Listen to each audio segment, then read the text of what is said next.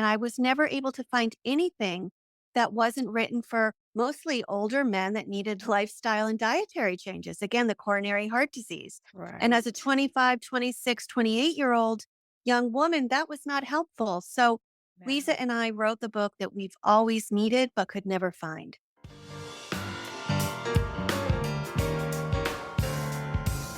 Welcome to Heart with Anna. I am Anna Jaworski. I'm an author, publisher, and the host of this program. And the reason why is because I am the mother of an adult heart warrior. I'm so excited about today's program to feature a very special clinical social worker.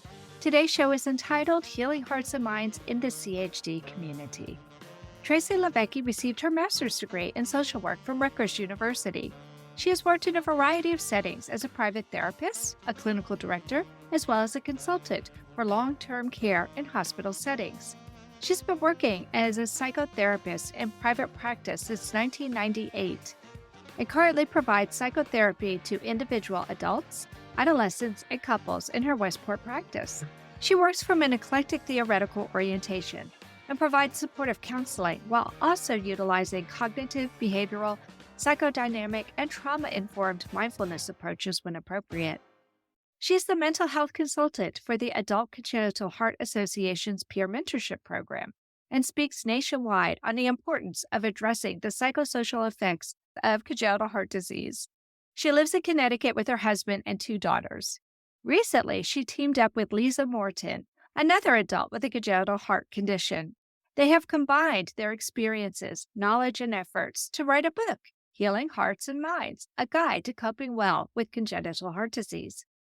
My loyal listeners will remember Tracy from way back in 2015 when I had my Carpe Diem series and I had a special show entitled Seizing the Day with Tracy Livecchi. So welcome back to Heart with Anna Tracy. Thanks so much, Anna, for having me back. I always love connecting with you. Oh, I love connecting with you too. And I want to start by congratulating you on writing and having a book published. Aw, thank you so much. It's so exciting when I talk to authors. I just love to speak to people who have that creative mindset. And so I'm wondering, when did you decide that you wanted to write a book with Liza Morton?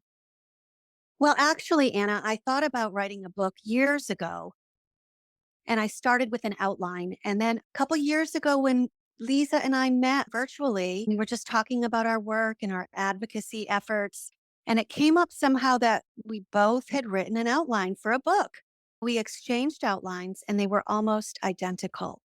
Isn't So that that was really, amazing? I know, it really was meant to be, I have to say. Yeah, I And think that was really the motivation to begin pitching our idea to publishers. So we wrote the proposal back in 2020 and sent out a few proposals. And we received our contract with Oxford back in July of 2021. wow. So you actually put it together really fast. We did. Yeah, we got the contract in the summer and we submitted it in time for Valentine's Day in 2022. Yeah, because we wanted it coming out by Valentine's Day in 2023. That was the goal. Wow. Mhm. Wow. That's just amazing. I'm surprised that you were able to write it that fast. Did you all take turns with who wrote what chapter? We basically each took half of the chapters Mhm. and wrote them, and then we switched. And then we added to Oh, each other's chapters, and that's how very we did it. cool. It Oh worked my out really gosh. well. Yeah, it worked out Yeah. really well. What a cool way to write a book with a partner and Mhm. somebody that lives across the world I from you. know.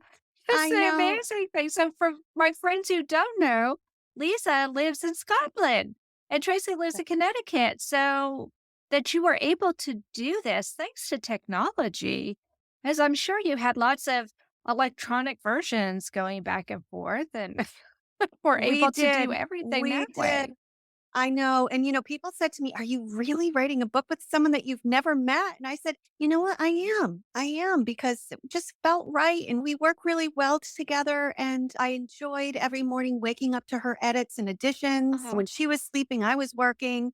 And when I was working, Yeah. she was sleeping. So actually, that Amazing. might answer the question how we did it so quickly, right? Yeah. Yeah. Because in a way, we were working on it 24 hours a day. I was just gonna say around the clock. You were working on this thing round the Exactly. clock. Exactly. Amazing. Well, I Mhm. was privileged enough to see an advanced reader copy of the book, and I must say, you caught my attention right away when you decided not to use CHD for congenital heart defect or congenital heart disease, and instead you decided to use CHC for congenital heart condition. So it seems as though it's a more inclusive term. It's funny because I was talking to some friends and they said, oh, well, by using condition, that's more inclusive because then you could also include electronic problems with the heart and other things that are not necessarily what people would consider a defect. So, can you tell me how you and Lisa arrived at your decision to use CHC in your book? Sure. Yeah. Well, I'll be honest. First of all, historically, there's been this kind of debate, right? This controversy. Some people like the D to stand for defect. Other people like it to stand for disease. Some like Yep. disorder. I Yep. really have never loved any of them, quite frankly. Really? And when we Okay. were talking about how to address this issue, we just came up with the CHC, the condition. And Mm-hmm. I do think it is more inclusive. And the other thing is, CHD was too closely related to coronary heart disease, which is a Right. completely different It's condition, totally different. right? And that Yes. implies that our condition is something that we've acquired or developed over time, Mhm. which is Yep. not the case. And I Right. guess we felt like we didn't want anyone confusing that because Mhm. people with congenital heart conditions need a completely different type of care. They need to be Sure. seen by a different kind of special cardiologist. It's a Yep. lifelong, uncurable condition. So we really Right. wanted to differentiate that. Yeah, and it makes so much sense, but then I was surprised because in the title of your book, you put CHD, and I guess that's because that's what people expected to see, so Right. that's what you had to do on the cover. Do you think CHC will start to catch on? I hope so. I mean, I haven't really noticed it yet. And I'll be honest, we wrote about this. We still kind of catch ourselves sometimes Sure. saying CHD because we're so used to it. But I'm actually really interested in hearing what the community thinks about that. Mm, So I don't know. Look, this book was written for the community, the medical right. community of adults with congenital heart conditions. And so it's really up to them what they want to use. But we Sure. just wanted to offer an alternative. Well, I think it makes a lot of sense. And the people that I've talked to about it, because like I said, that caught me off guard right at the beginning. Right. So I started talking to people about it. And everybody that I've talked to about it said that makes so much sense for exactly the reason that you said. Because we have Oh, seen research that says CHD and it's coronary heart disease. And we wondered, well, how would you differentiate? But CHC seems to be a perfect way to do it. And also, like I said, it's more inclusive, allowing for people with electronic problems with their heart, which isn't really a defect. Because when you think defect, you think something that's not formed correctly. Their heart's mhm. formed correctly, but there are electrical problems with it that are invisible. So, how do you deal with that? Well, CHC seems to be a great way to do it. Mhm. So, Yeah, as long as it's congenital, I guess, right? right, right. Congenital versus coronary. So makes complete sense. I know your book came out last month, but you just said that it had a February 14th publication date. So I guess the advanced copies came out last month. Can you tell me what kind of feedback you have received on your book? Absolutely. The publication date was a little earlier, though, than Valentine's Day or Heart Day. It was the 16th of January in preparation for February 14th. And we've Sure, gotten a lot of makes sense. really amazing feedback from the adult congenital community.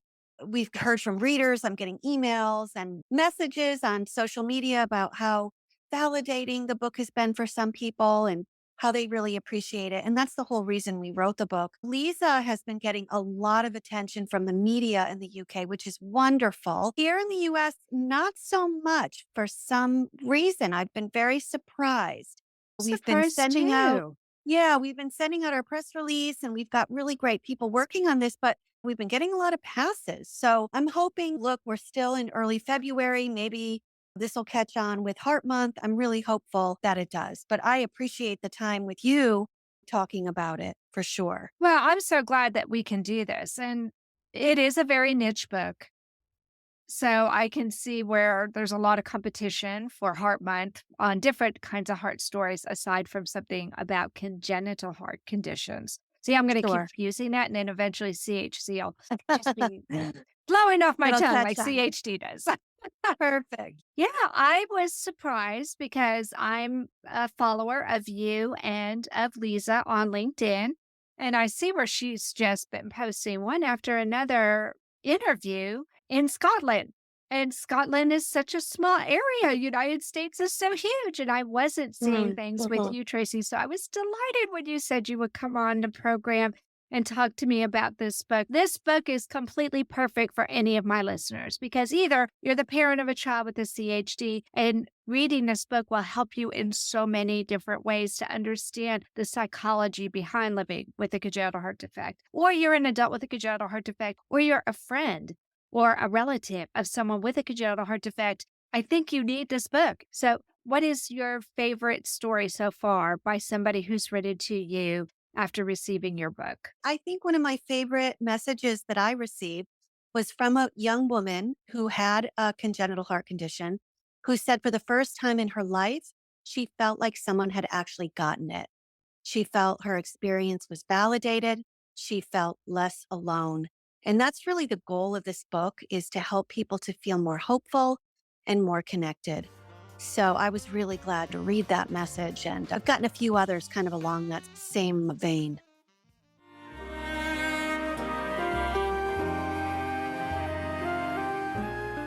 Home Tonight Forever by the Baby Blue Sound Collective. I think what I love so much about this CD is that some of the songs were inspired by the patients. Many listeners will understand many of the different songs and what they've been inspired by. Our new album will be available on iTunes, Amazon.com, Spotify. I love the fact that the proceeds from this CD are actually going to help those with congenital heart defects. Enjoy the music. Home Tonight Forever.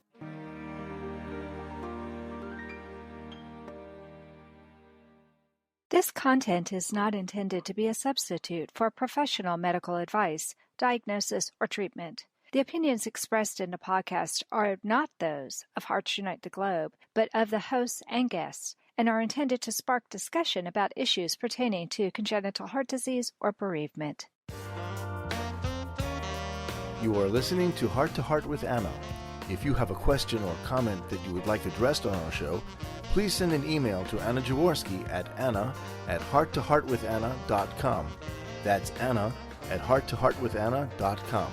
Now, back to Heart with Anna. Before the break, we were talking with Tracy about the new book she wrote together with Liza Morton and the term that they hope will start catching on, CHC, or congenital heart condition, and the feedback that they have received so far. What did you find was the most challenging part of putting your book together, Tracy? I think the first thing was not being able to celebrate with my co-author on the publication date. That was disappointing. We're working on doing it soon though. But I think also being new to the publishing world, we had never written a book before. We were just getting to know the ins and outs, and there were a lot of deadlines. There were layers of edits. So just learning about the process, there was definitely a learning curve with that. We got everything in on time. Thankfully, like I said, it was a learning curve for us newbies. Let me tell you, I'm working on book number 5. Everything has changed, Tracy. Really? I'm, Oh my I'm God. going through the learning curve again because, That's yeah, so this was funny. the last time I published a book was 11 years ago. And now Wow. everything is digital. I could totally relate to what you're saying. That's Yeah. amazing. And we were always afraid that the Google Drive, something would happen to it and we would lose it. So we were always backing it up and printing it out. That So was you just have smart. to be ultra careful. Yeah. Oh, absolutely. That's what we did too. We had We everything had in an, Word. yeah. Each of us had our own external hard drive just in case. So we had backups Mm-hmm. and had backups. I think that's a good practice for anybody, whether you're using Google Drive or not. Mm-hmm. You should definitely have your information backed up in at least 2 or 3 Definitely. places. Yeah. as we said, you actually put it together kind of fast because were working on it around the clock. But I know there had to be some challenges with you all being, first of all, not really knowing each other very well. And then also your location being so far apart. Yeah, yeah. I would have anticipated that maybe just trying to be respectful of one another's time commitments, but that Mhm. wasn't an issue at all. We really worked very well together, I have to say. For me, it was really disappointing, though, that we couldn't get together for the publishing date. We would have loved to have done. So that was kind of an issue for Yeah. me. But Uh-huh. also, I guess, in terms of getting into the nitty gritty, I would say the publisher had a lot of deadlines, right? Of course, there are Mm-hmm. deadlines when writing a book. Sometimes they didn't come at the best time, maybe during vacation or when we were very busy at work, but we were able to get it done. We were able to meet all the deadlines. But it was just something new to us because you're getting these deadlines thrown at you without any kind of warning. Okay, so they didn't map out a timeline for you from the very beginning. It's just that things came up as Well, almost randomly. there was a loose timeline, but Okay. there were layers of different edits that needed to occur, and Mm. those edits would come at very different times. We didn't always receive warning, but that was okay. I think that's just the publishing world, and we got through Yeah. it and met all Yeah. those deadlines. So it turned out totally fine, and we got it in on time. We actually got it in early Wow. because we really wanted to make sure that this was out by Valentine's Day. Right. Now, had you or Lisa ever written a book before? No, neither one of us had. We had both written journal articles, but never a book. So this was a really big learning curve for both of us, for And was sure. your publisher an American publisher? So Oxford University Press, we were surprised that it was based in New York. Yeah, we had one of our editors was overseas and some of the publicists or the PR people, we have one or two over in the UK and then we have two here in the US. Well, that's great, though. You have an Yeah, it really international was. team. Yes, it really was an international effort for sure. That's Everybody amazing. worked really hard on it. Mhm. So I just finished putting together a book. It will hopefully be coming out in the next 2 weeks. And I was working with a co editor from Australia. And one of the challenges that we had was that she spells the Australian English way. I spelled the American English way. Mhm. Did you all have any problems with that? Trying to decide, okay, what spelling will we use? Well, that did come up initially, but we ended up needing to keep it the US version. That's what the book has. That's what we Okay. landed. And I think it was because of the whole New York publisher thing. Yeah. Yeah. So it's interesting. We decided that whatever form of English the writer wanted to use, that's the form that we would use. So, for example, we split up our book in half too, as far as writing the introductory material for each chapter. So, half of them I wrote in American English, and half of them Megan wrote in Australian English. And we just put a note at the top saying, when you see things in italics that's being written by Megan, it will be with Australian English. And Right. we felt like that kept it in her I like that.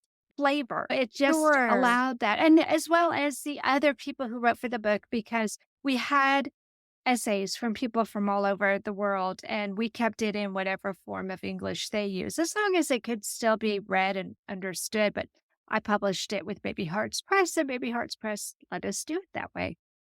Yeah, I'm pretty sure our publisher had asked us to do that. I think there were some edits on that, and that's why we landed on doing it that way. But we do have about 40 testimonials from all over the world, from individuals with CHCs, as well as a few from family members and physicians. And we kept those testimonials. Most of them are anonymous. We kept them written as they were written. Oh, So, that's yeah. lovely. I mean, we have That's some from wonderful. South Africa, New Zealand, Malaysia, UK, Canada. I mean, we really Wow. got a nice flavor because as you know, Anna, everyone has their own journey. Everyone's perspective is Yes. different. And we wrote this Mhm. book for the community and we wanted their voices to be heard. Absolutely. Well, like I told you, I've been working with Megan. I'm putting together a book too, and we have found it to be such a rewarding experience. What do you think has been the most rewarding aspect of working on the book with Lisa? Well, first of all, I have a friend. I have a new good friend who's living in Yes. Scotland, and it's a friendship that Mhm. I very much appreciate. And I really enjoyed working with her. I enjoy also the feedback. We've been getting a lot of positive reviews. I noticed today that there are a few very good 5-star reviews on Goodreads, and they're all from people living with a CHC. And this is the first book of its kind in the world. I mean, how unbelievable is that? I remember going through different libraries and bookstores looking for anything that could help support my experience and validate my experience. And I was never able to find anything that wasn't written for mostly older men that needed lifestyle and dietary changes. Again, the coronary heart disease. And as a Right. 25, 26, 28-year-old young woman, that was not helpful. So No. Lisa and I wrote the book that we've always needed but could never find. And so now Perfect. that it's out there for other people, that's the most rewarding thing for me. Anna Jaworski has written several books to empower the congenital heart defect or CHD community. These books can be found at Amazon.com or at her website, www.babyheartspress.com. Her bestseller is The Heart of a Mother, an anthology of stories written by women for women in the CHD community. Anna's other books, My Brother Needs an Operation, The Heart of a Father, and Hypoplastic Left Heart Syndrome, a handbook for parents, will help you understand that you are not alone. Visit babyheartspress.com to find out more.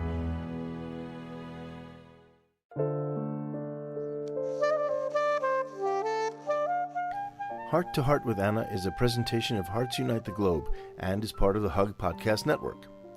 Hearts Unite the Globe is a nonprofit organization devoted to providing resources to the congenital heart defect community to uplift, empower, and enrich the lives of our community members. If you would like access to free resources pertaining to the CHD community, please visit our website at www.congenitalheartdefects.com for information about CHD, the hospitals that treat children with CHD, summer camps for CHD survivors, and much, much more. So, Tracy, for me, writing has been therapeutic. Did you find that writing about this topic, which you covered a lot of different topics in your book, actually, do you feel that that was something that was therapeutic for you, considering it's something you've been living with all of your life? Or do you think it made you look at your life a little bit differently and analytically? Well, I had to really think it through about telling my story to the world. And it is a very personal decision, and it's not always an easy thing to do. But for me, it really validated and solidified my drive to advocate for this increased awareness and support for our community. Just hearing the testimonials and just remembering a lot of what I had gone through, even before I had words to Hmm. know that there was something really missing and lacking in my care. I think that, again, it really validated that for me. It also helped me to really understand that. And we talk about this in the book, how most of these responses that we're all having are very normal because Yes. it's not normal to have to live through being in and out of the hospital as a child or having unexpected repeated surgeries as an adult. So a lot of our Mhm. responses are very normal responses to very abnormal situations. So it really did solidify that Absolutely. for me. Yeah. So for me, writing has been therapeutic, but sometimes very difficult. And in my day to day life, I'm able to compartmentalize different aspects of my life. Did working on this book help you to compartmentalize some of the psychological experiences that you had?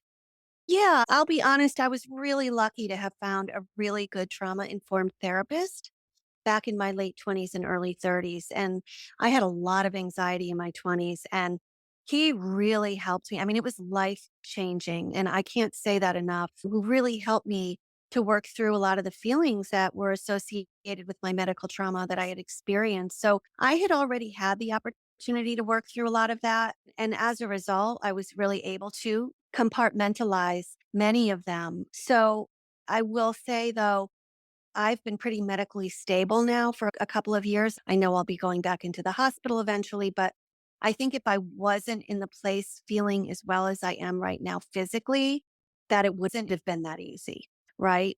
So Right. Yeah. I Yeah, I because was I lucky. find that when I talk about certain topics or with certain people, I can feel a heaviness in my chest. I Mhm. will start to feel some anxiety or I mean, I did a Christmas episode this last year, which I don't usually do.